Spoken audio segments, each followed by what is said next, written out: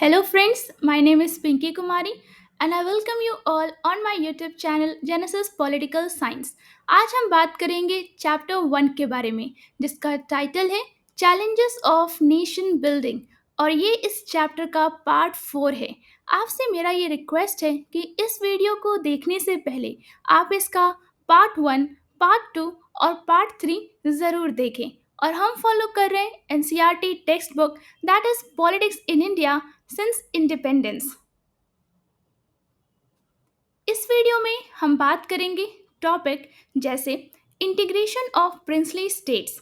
इसमें हम बात करेंगे टाइटल जैसे कि the problem, governments approach, Hyderabad and Manipur.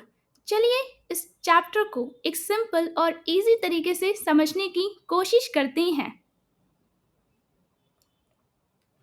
आप अपने स्क्रीन पे देख रहे हैं पेज नंबर 14।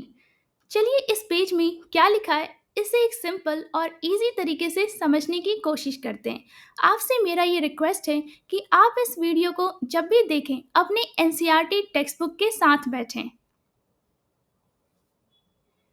हम बात कर रहे हैं इंटीग्रेशन ऑफ प्रिंसली स्टेट्स, मतलब रियासतों की एकीकरण के बारे में। इंटीग्रेशन को हिंदी में कहते हैं एकीकरण।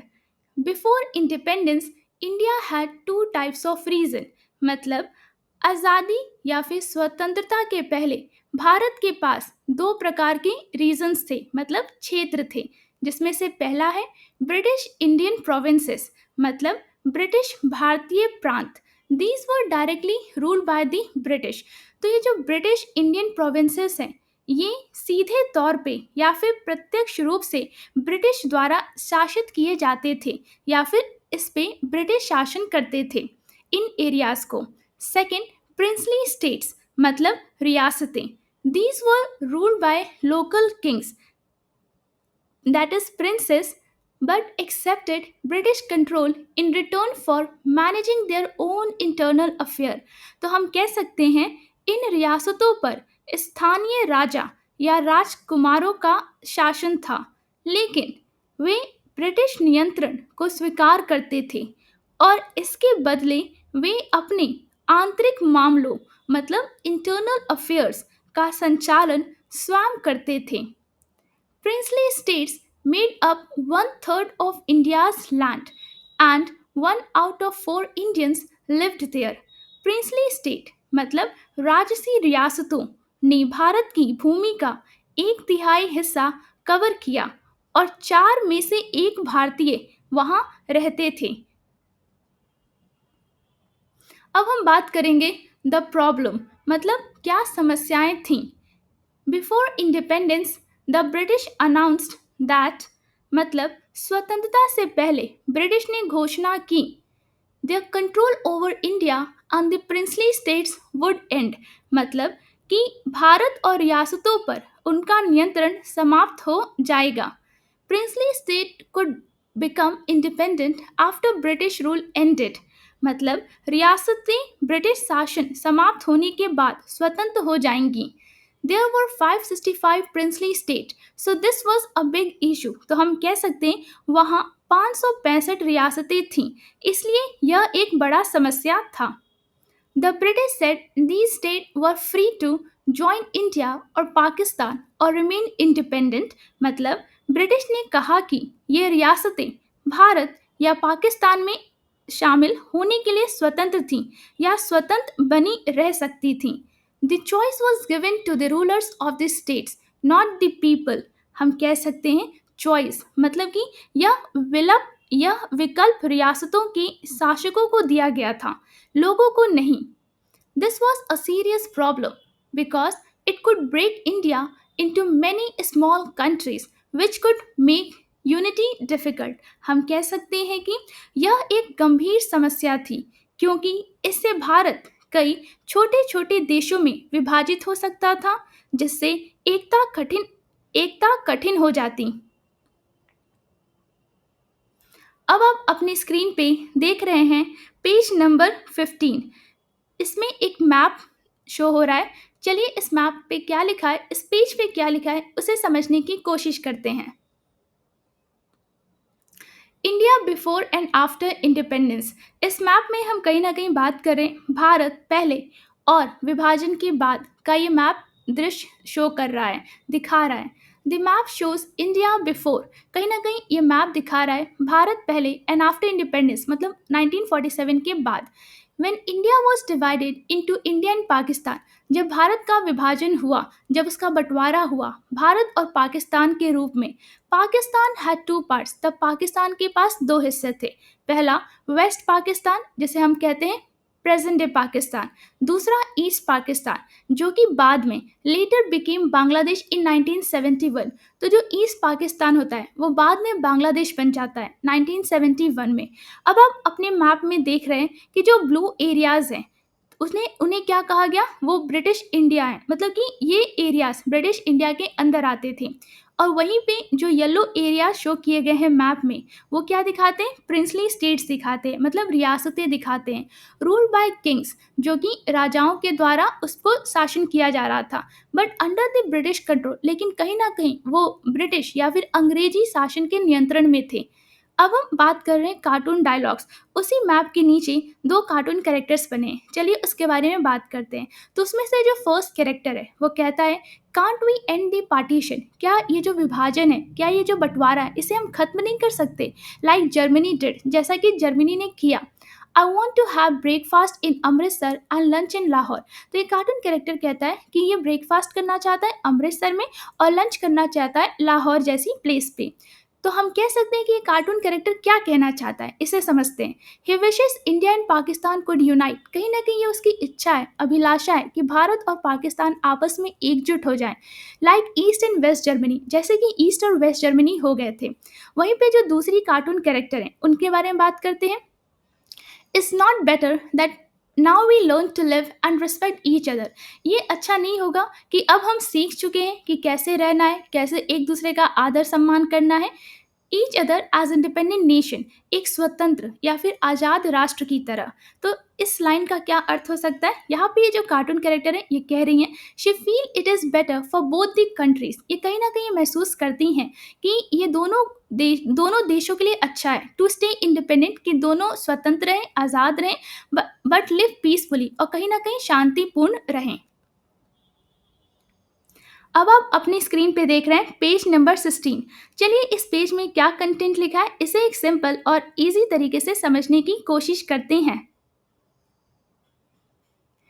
The problem started very soon, हम कह सकते हैं समस्या बहुत जल्दी शुरू हो गई। First of all the ruler of Travancore announce that the state had decided on independence, हम कह सकते हैं कि सबसे पहले जो ट्रेवनकोर था उसके जो रूलर थे, जो शासक थे, उन्होंने क्या घोषणा की कि राज्य ने स्वतंत्रता तय कर ली है। The Nizam of Hyderabad made a similar announcement the next day, अगले दिन हैदराबाद के निज़ाम ने इसी तरह की घोषणा की। Some rulers like the Nawab of Bhopal did not want to join the Constituent Assembly. Bhopal के नवाब जैसे कुछ शासक जो कॉन्स्टिट्यूंट असेंबली है, जो संविधान सभा है, में शामिल होना नहीं चाहते थे। This showed that after independence, there was a real chance that India could break into many small countries. इससे यह स्पष्ट हो गया कि स्वतंत्रता के बाद भारत कई छोटे छोटे देशों में विभाजित हो सकता था। The further of democracy, the future of democracy in these states also looked poor. तो हम कह सकते हैं कि this was strange because Indian independence was supposed to bring unity, self-rule and democracy. अब इन लाइन को समझने की कोशिश करते हैं। तो हम कह सकते हैं कि इन रियासतों में लोकतंत्र का भविष्य भी खराब दिखता था। यह अजीब था क्योंकि भारतीय स्वतंत्रता से एकता, स्वशासन और लोकतंत्र की उम्मीद थी। In most of these princely states, rulers did not run democratic governments and did not want to give rights to their people. हम कह सकते हैं इन अधिकांश रियासतों में शासक लोकतांत्रिक सरकार नहीं चलाते थे और अपनी जनता को अधिकार देना नहीं चाहते थे। अब हम बात करेंगे गवर्नमेंट्स अप्रोच के बारे में, मतलब स्वतंत्रता के बाद की सरकारी दृष्टिकोण। गवर्नमेंट अप्रोच को हिंदी में कहते हैं सरकारी दृष्टिकोण। After independence, there was a risk that India could break into many small states because some princely state did not want to join India. मतलब कि स्वतंत्रता के बाद यह जोखिम था कि कुछ रियासतें भारत से जुड़ना नहीं चाहती थीं, जिससे भारत कई छोटे राज्यों में टूट सकता था। अब हम बात करेंगे Sardar Patel, deputy prime minister and the home minister played a major role in convincing the state to join India. हम कह सकते हैं डेप्यूटी प्राइम प्रधानमंत्री एवं गृह मंत्री सरदार पटेल ने इन रियासतों को भारत से जोड़ने में एक महत्वपूर्ण भूमिका निभाई। Patel used diplomacy and pressure to make them part of the Indian Union. The task was very complicated because तो हम यहाँ कह सकते हैं कि पटेल ने उन्हें भारतीय संघ में शामिल कराने के लिए कूटनीति जिसे हम कहते हैं डिप्लोमेसी और दबाव का इस्तेमाल किया। यह काम बहुत जटिल था क्योंकि first India had many princely state of different sizes. कह सकते हैं भारत में विभिन्न आकार की कई रियासतें थीं। Example second point, Orissa has 26 small states. हम कह सकते हैं कि उड़ीसा में 26 छोटी रियासतें थीं, वहीं पे Gujarat had 14 big and 119 small states. Gujarat में 14 बड़ी और 119 छोटी रियासतें थीं। The government followed three main ideas. सरकार ने तीन मुख्य विचार अपनाए। First, most people in princely state wanted to join India. पहला, princely state में अधिकांश लोग भारत से जुड़ना चाहते थे। Second, the government was ready to give some autonomy to the regions. तो हम जो सेकेंड पॉइंट है दूसरा, सरकार कुछ क्षेत्रों को स्वायत्तता देने के लिए तैयार थी।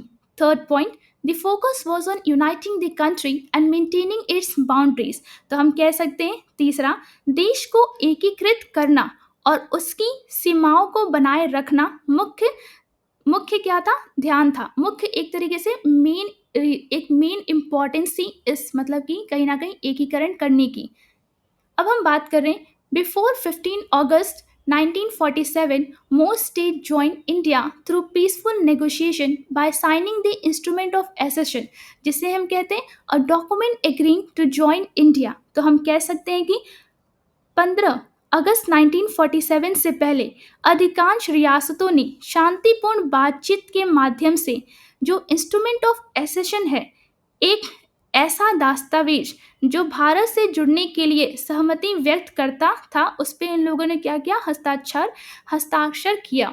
Some states like Junagadh, Hyderabad, Kashmir and Manipur were more difficult to integrate। तो हम कह सकते हैं कि कुछ रियासतें जैसे जूनागढ़, हैदराबाद, कश्मीर और मणिपुर को शामिल करना अधिक कठिन था। एग्जाम्पल समझते हैं, Junagadh issue was solved by a public vote, जिसे हम कहते हैं plebiscite, which showed that people wanted to join India। उदाहरण के लिए हम बात करते हैं जूनागढ़ के बारे में। जूनागढ़ समस्या को लोकमत यानी जनमत संग्रह मतलब जिसे हम कहते हैं प्लेबिसाइट से हल किया गया, जिसने दिखाया कि लोग भारत में शामिल होना चाहते थे। अब हम बात कर रहे हैं कोट बाय सरदार पटेल 1947। तो सरदार पटेल ने एक कोट दिया था 1947। ये आपके पेज नंबर 16 पे राइट हैंड साइड में लाइट येलो कलर बॉक्स में है। चलिए उसे समझने की कोशिश करते हैं। We are not unimportant, we are at an important stage in the Indian history। हम कह सकते हैं कि हम भारतीय इतिहास के एक महत्वपूर्ण चरण पे हैं। If we stay united, we can grow, but if we are divided, there will be chaos and destruction। इसे हम कह सकते हैं कि यदि हम एकजुट रहे तो हम विकास कर सकते हैं, लेकिन यदि हम विभाजित हो गए या रह गए तो अराजकता और विनाश हो सकता है। अब आप अपनी स्क्रीन पे देख रहे हैं पेज नंबर 17। चलिए इस पेज पे क्या कंटेंट लिखा है इसे एक सिंपल और इजी तरीके से समझने की कोशिश करते हैं। हैदराबाद, सबसे पहले हम हैदराबाद की बात करेंगे। Hyderabad was the biggest of all princely state and was surrounded by Indian territory. Hyderabad सभी रियासतों में सबसे बड़ा था और चारों ओर से भारतीय क्षेत्र से घिरा हुआ था। Parts of old Hyderabad are now in Maharashtra, Karnataka and Andhra Pradesh. पुराने हैदराबाद के कुछ हिस्से अब महाराष्ट्र, कर्नाटका और आंध्र प्रदेश में थे। The ruler of Hyderabad was called the Nizam and he was one of the richest man in the world. हम कह सकते हैं कि हैदराबाद के जो शासक थे जिनको निज़ाम कहा जाता था और वे दुनिया के सबसे अमीर व्यक्तियों में से एक थे. The Nizam wanted Hyderabad to be an independent country. निज़ाम चाहते थे कि हैदराबाद एक स्वतंत्र देश बने. In November 1947, the Nizam signed the standstill agreement with India for 1 year while talks continue. हम कह सकते हैं कि नवंबर 1947 में बातचीत जारी रहते हुए निज़ाम ने भारत के साथ 1 वर्ष के लिए स्टैंडस्टिल एग्रीमेंट पर हस्ताक्षर किए. पीपल्स मूवमेंट अगेंस्ट निज़ाम. हम अब बात करेंगे निज़ाम के खिलाफ जन आंदोलन. People of Hyderabad, especially peasants in Telangana, started a strong movement against the Nizam rule. Hyderabad के कुछ लोग, हैदराबाद के लोगों, विशेषकर तेलंगाना के किसानों ने निज़ाम के शासन के खिलाफ एक मजबूत आंदोलन शुरू किया. The Nizam rule was oppressive and peasant rose against it. हम कह सकते हैं कि निज़ाम का शासन दमनकारी था और किसानों ने इसके खिलाफ विद्रोह किया. Women also joined this movement in large numbers. इस आंदोलन में बड़ी संख्या में महिलाओं ने भी भाग लिया. The center of this movement was Hyderabad city. इस आंदोलन का केंद्र हैदराबाद शहर था. Communist and the Hyderabad Congress were leading this movement.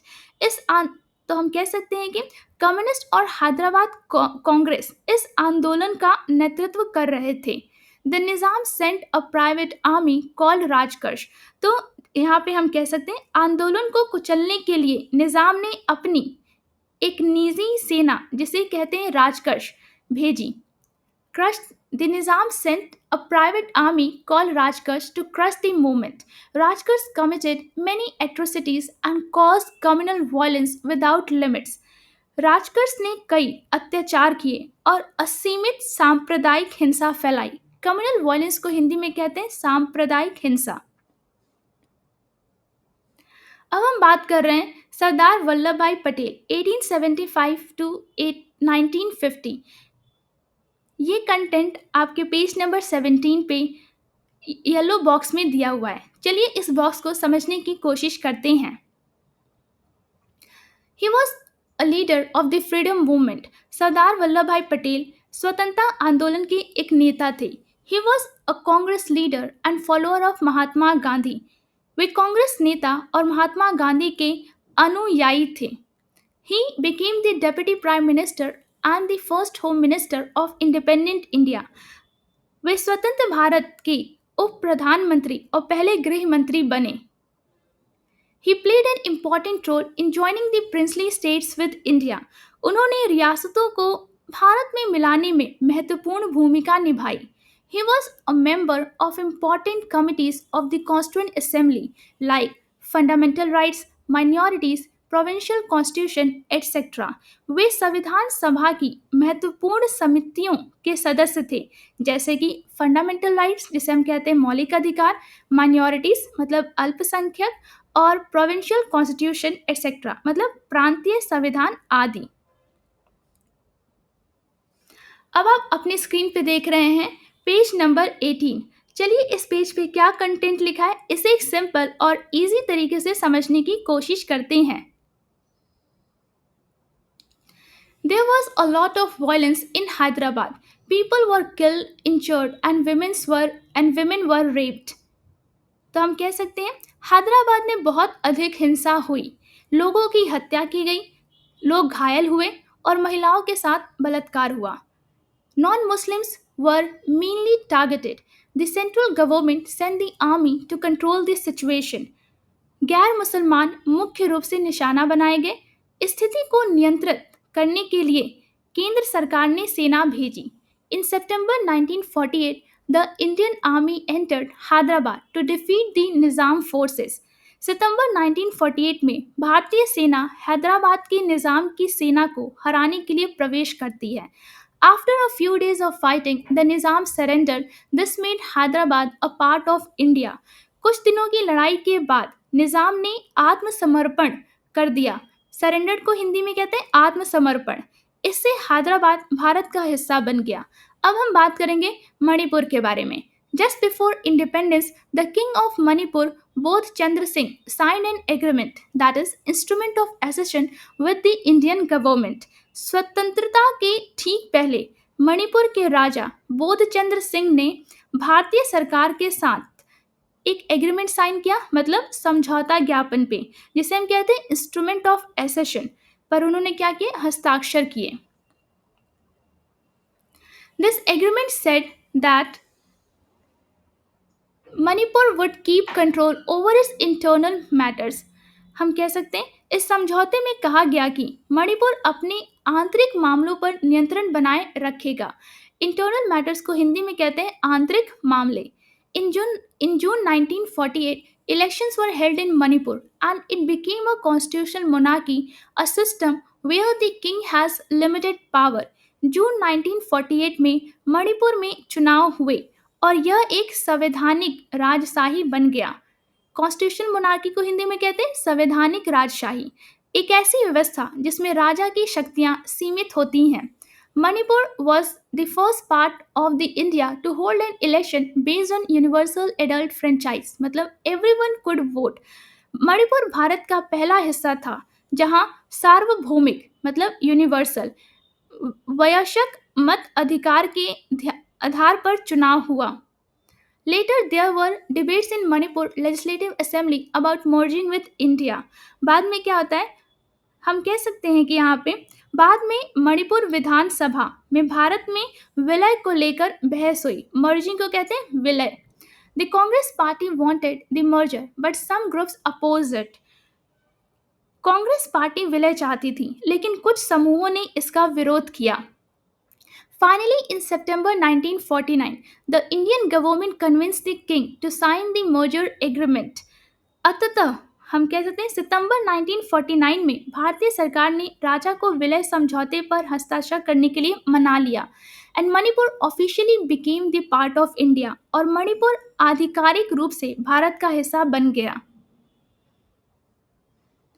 Question in the green box. Page number 18 पे राइट हैंड साइड पे एक ग्रीन बॉक्स बना है, चलिए उसके बारे में बात करते हैं। Why was it important for the government to tackle the problem of the princely state immediately after independence? तो ये क्वेश्चन पूछा जा रहा है, ये प्रश्न पूछा जा रहा है, स्वतंत्रता के तुरंत बाद सरकार के लिए रियासतों की समस्याओं का समाधान करना क्यों ज़रूरी था? तो इसका आंसर क्या हो सकता है? इसका आंसर हो सकता है India had to become one united country. भारत को एकजुट देश बनना था। If princely state state separate, India would be weak and divided. अगर रियासतें अलग रहती तो भारत कमजोर और बटा हुआ हो सकता था। It could create fights, insecurity and foreign interference. इससे लड़ाई, असुरक्षा और विदेशी हस्तक्षेप हो सकती थी। So the government acted quickly to keep India safe and strong. इसलिए सरकार ने भारत को सुरक्षित और मजबूत रखने के लिए तुरंत कार्रवाई की। अब हम बात करेंगे कार्टून एक्सप्लेनेशन। पेज नंबर 18 पे बॉटम साइड पे एक कार्टून बना है, चलिए वो कार्टून क्या शो करना चाहता है उसके बारे में समझने की कोशिश करते हैं। The cartoon shows the difficulties India face in bringing princely state together after independence। तो कहीं ना कहीं जो कार्टून एक्सप्लेनेशन मतलब कि इसकी व्याख्या करते हैं, यह कार्टून स्वतंत्रता के बाद रियासतों को एकजुट करने में भारत के सामने आई कठिनाइयों को दिखाता है।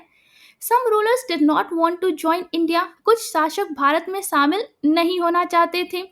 The Indian leaders are shown trying hard to convince them.